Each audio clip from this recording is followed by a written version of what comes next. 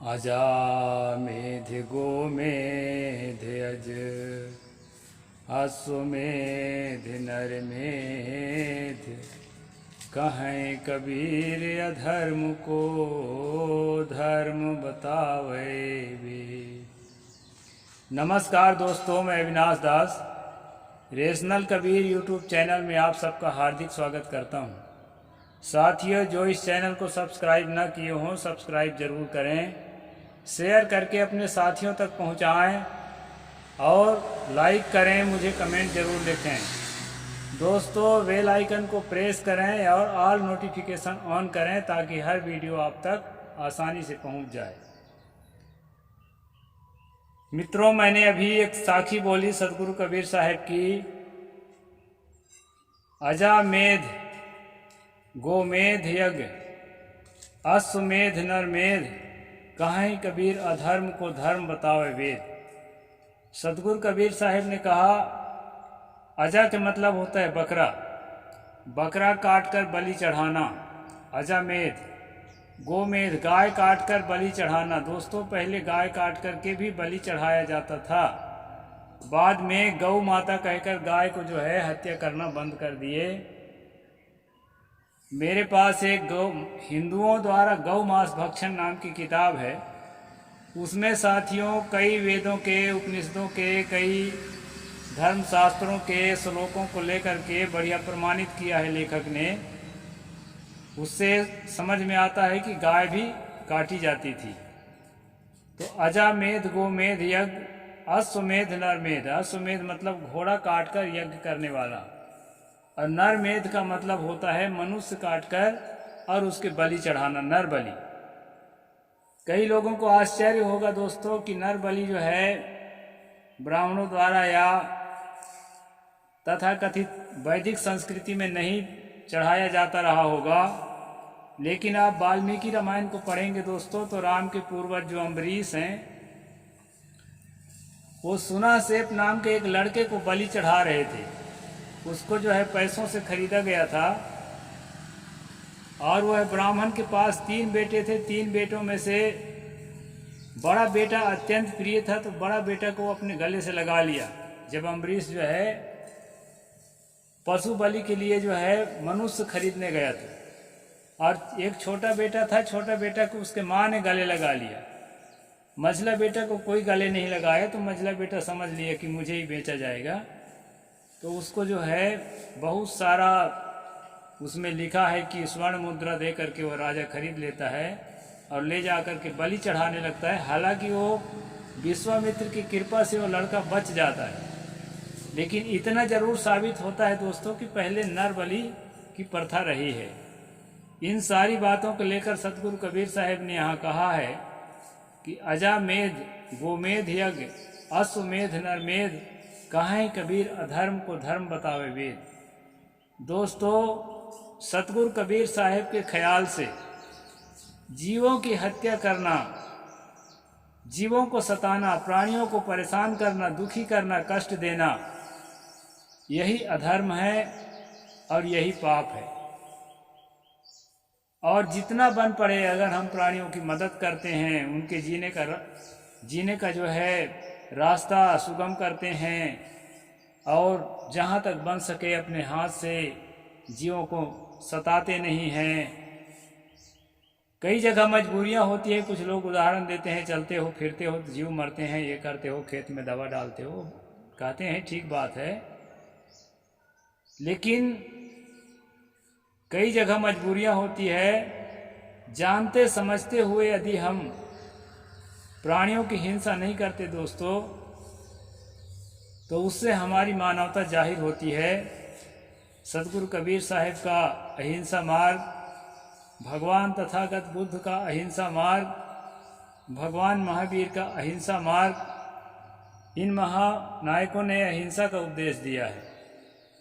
और जिसको हिंदू धर्म, वैदिक संस्कृति या ब्राह्मण धर्म कहते हैं, उनकी किताबों में अहिंसा की चर्चा कम है दोस्तों, वो बाद में है।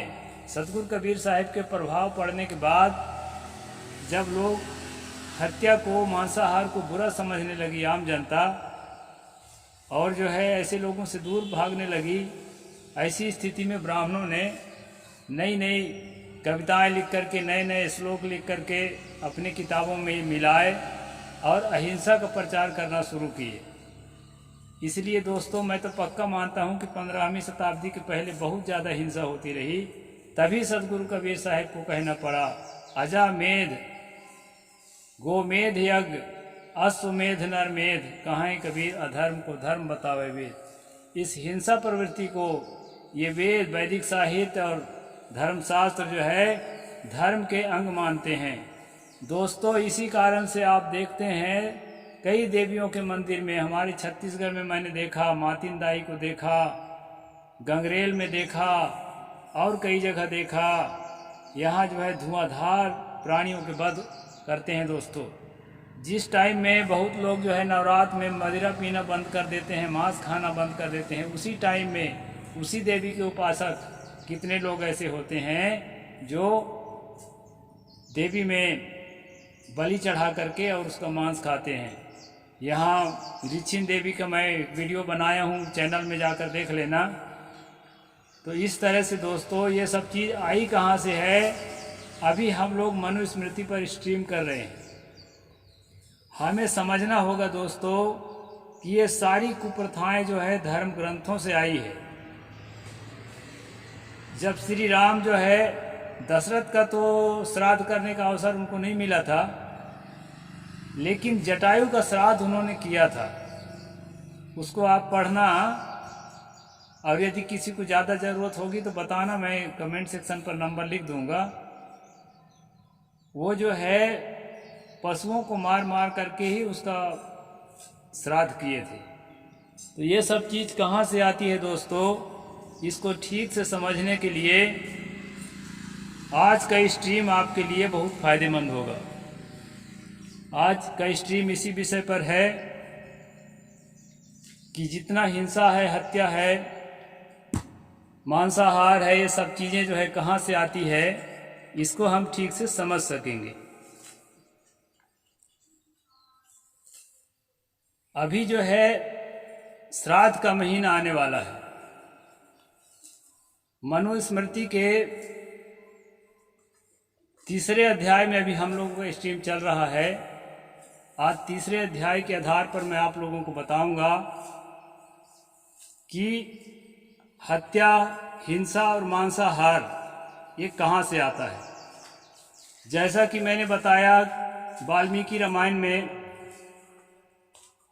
जटायु के श्राद्ध करने के लिए श्री राम ने पशुओं को मार करके और फैलाया था। तो ये सब कुछ श्री राम को कहाँ से ताकत मिली?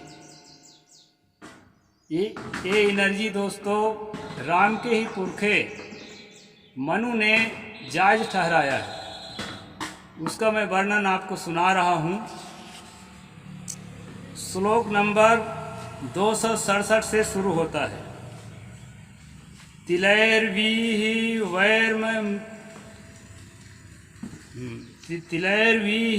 वैर्मर दुभिस् फलेन व दत्तेन मांसम तृप्यानि विधि पत्ति व नृणाम।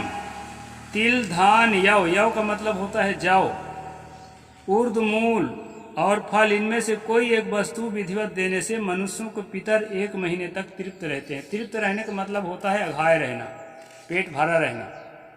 तो इसमें तिल दिया है, धान दिया है, जौ दिया है, उड़द दिया है, और मूल के मतलब जैसे आलू है, जमीकंद है, सूरन, जो जड़ वाली चीज़ें हैं, इनको खिलाने से मतलब इनके जो है पिंड दान करने से, इन चीज़ों से 1 महीने तक आपका पूर्वज तृप्त रहेगा।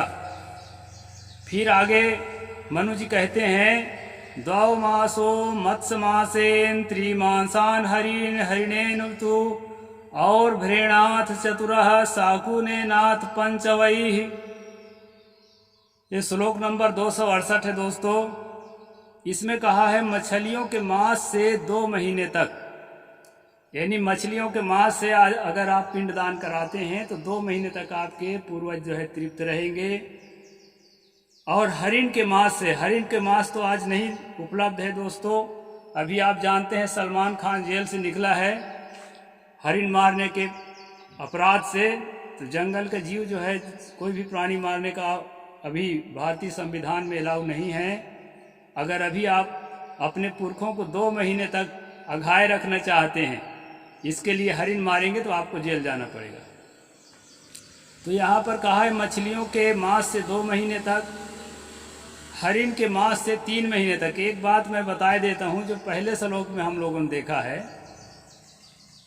धान का, जौ का और कंदमूल का जो पूरी तरह से शाकाहारी है, उसका जो पिंडदान आप करेंगे तो सिर्फ 1 महीने तक आपके पूर्वज तृप्त रहेंगे। इसके बाद फिर भूखे रहेंगे 11 महीना। तो उससे और अधिक दिन तक तृप्त रहने के लिए क्या करा जाए, मनु जी यहाँ बता रहे हैं। मछलियों के मांस से 2 महीना, हरिण के मांस से 3 महीना, भेड़ के मांस से 4 महीना, भेड़ मतलब जो गाडर होता है, और खाद्य पक्षियों के मांस से 5 महीने तक पितरों की तृप्ति होती है। षण्मासा मांसेन सार्स्तेन्ता सप्तवैः अष्टावेण मासेन रौर्वेण न वैवतु। बकरे के मांस से 6 महीने। वृषत मतलब चित्र मृग, जो चित्तल बोलते हैं, चित्ती जिसके गोल गोल होते हैं, छोटा साइज का मृग, चित्र मृग के मांस से 7 महीने। एड़ जाति हरिण के मांस से 8 महीने। ये एड़ जाति मुझे मालूम नहीं है दोस्तों, आप लोगों को किसी को मालूम हो तो कमेंट सेक्शन में लिख करके जरूर भेजेंगे, तो मैं अपना जो है जानकारी दुरुस्त करूँगा। एड़ जाति और रूरू नाम के मृग से के मांस से 9 महीने तक पितरों की तृप्ति होती है।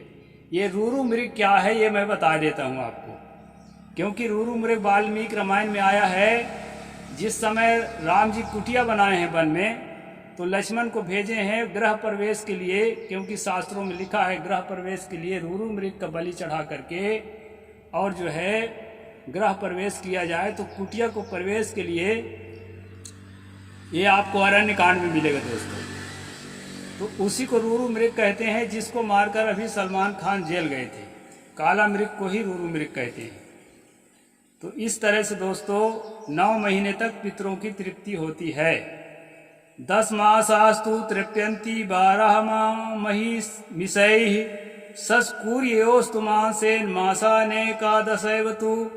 जंगली सुअर और जंगली भैंसे के मांस से 10 मास, यानी जंगल के जानवरों की बात है। देसी सुअर की बात यहाँ नहीं है। देसी सुअर को अगर जंगली सुअर के नाम से धोखा भी देंगे तो पुलिस आपको जो है पकड़ ले जाएगी। और भैंसे के मांस से 10 महीना, खरहा और कछुआ के मांस से 11 महीना तक आपके पितर तृप्त रहेंगे, ये मनु जी का कहना है। संवत्सरम तु गव्येन पैसा पायसेन च वार्घिणस्य मांसेन तृप्तिर 12 वार्षिकी। गाय के दूध से या पायस से, खीर से 1 वर्ष तक, और वार्घिणस जल पीते समय जिस बकरे का कान जल में न भीगे, श्वेत वर्ण का हो, उसके मांस से 12 वर्ष तक पितरों की तृप्ति होती है। यहाँ एक चीज है दोस्तों, गाय का जो है मांस नहीं बताया है, गाय का दूध बताया।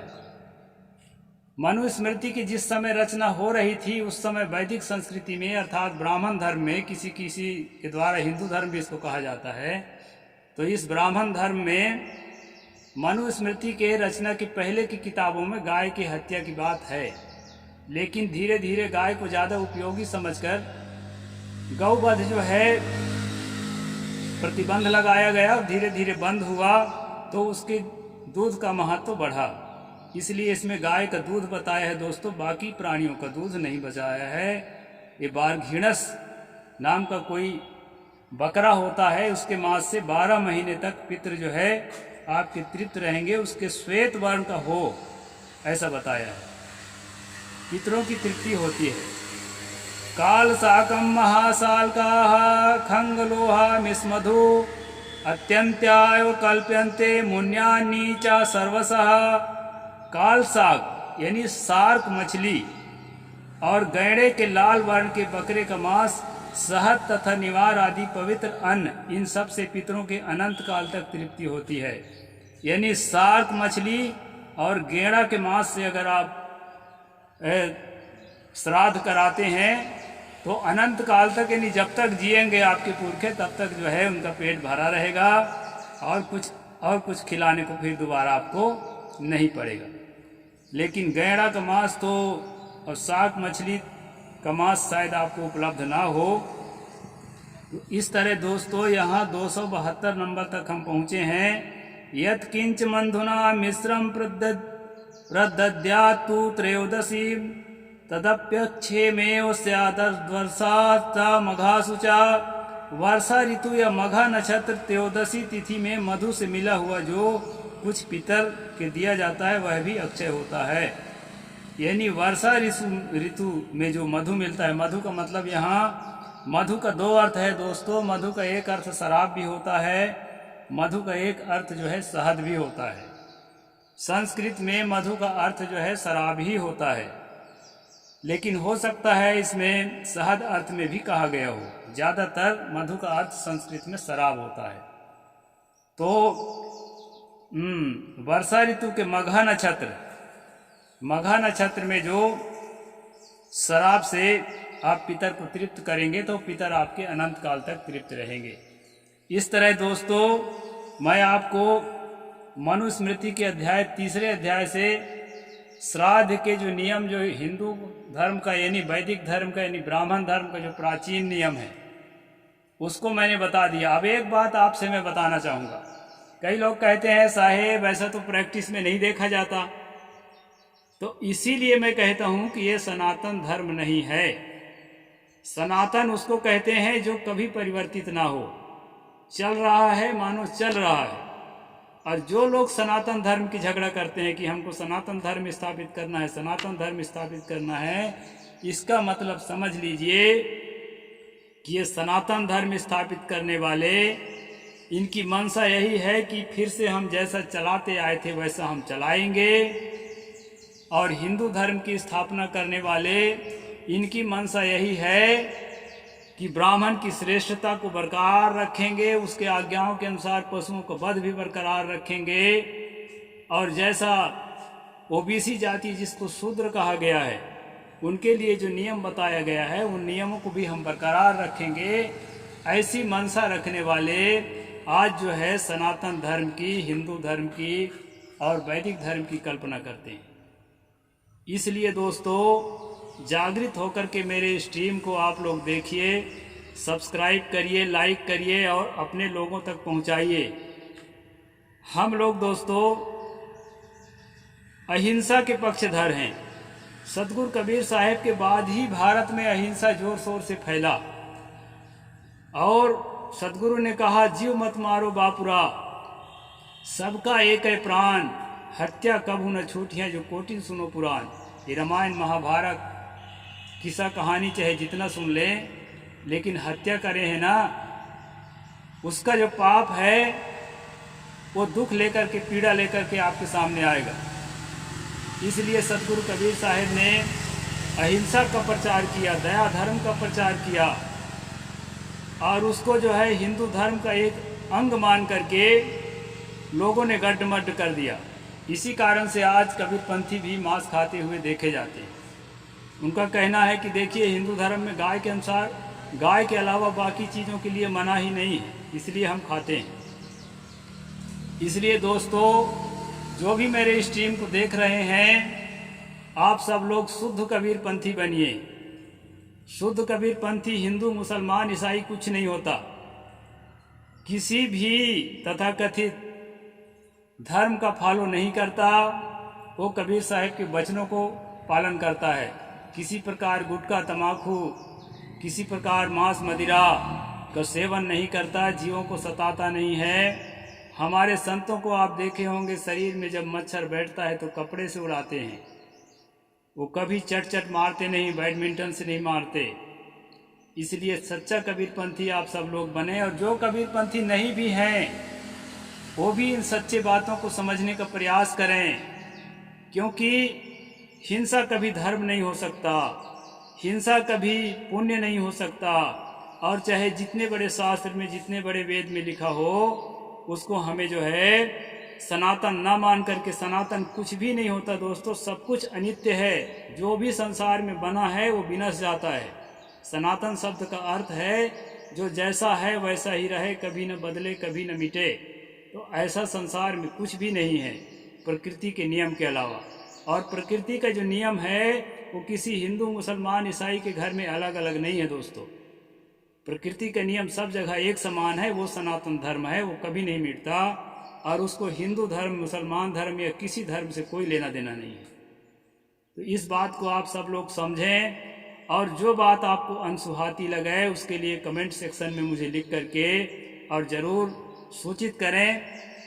मैं कई बार बता चुका हूँ, मैं कोई जिद्दी आदमी नहीं हूँ। मुझ में जो त्रुटि होती है उसको सुधारने के लिए हर समय मैं तैयार रहता हूँ। तो समय पूरा हुआ। साहिब बंदगी, जय जोहार।